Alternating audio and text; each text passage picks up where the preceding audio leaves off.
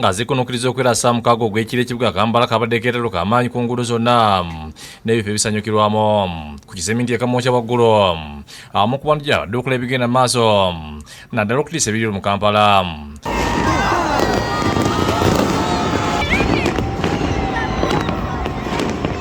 Kotago Living bakubye ebiriri eby'amaanyi byefuza obwengula wakati mu ndulu okuva mu abantu beetanenya ekiseminti okuyingira omwaka kuba Kampala oba ogira butereevu.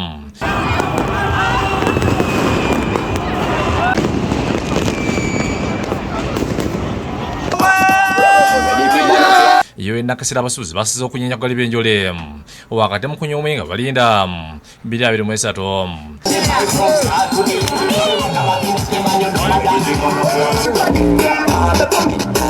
Bategeeza nti omwaka 2022 gubadde muzibu nnyo ng'okugusa ensoga zaabwe baafuye Lungereza.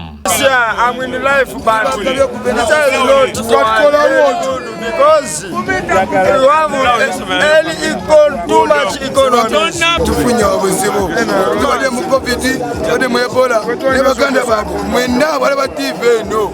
Bategeeza nti omwaka guno bagulinamu essuubi. In the city Kampala na Kasero market bandi show time kuno mwaka nsaba kubere wakabi. Babodaboda bayisize ebivulu ku nguudo okuli Namirembe Road ne Nakivunga bajakanya okutuuka ku mwaka.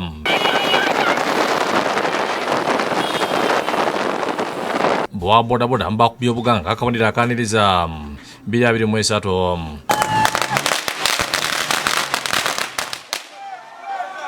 Ku bitala bye bwayisa amu ku batuuze basize okuyingira nga babulira enjiri. Kabadde kayisinyira bodaboda okulwala abantu mu bifo ebisanyukirwamu ng'obedda batika babiri bategeeze nga bafunye ku ssente era ne balambika ebiru byabwe by'omwaka 2023 nga bakukwasiza Katonda.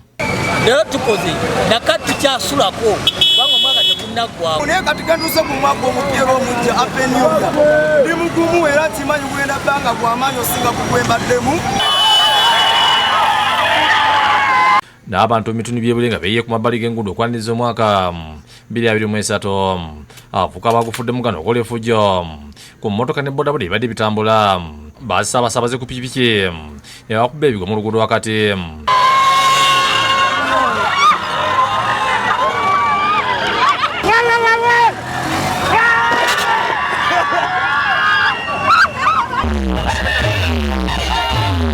Mu bitundu by'ennaku wadde abeebagadde enguudo ne bassaamu endongo esindikumye okutuusa obudde okukya.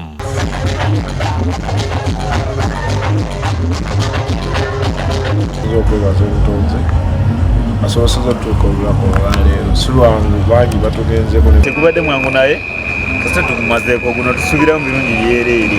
Abatamiivu bakyekuze wakati mu kwogera ebitakwatagana.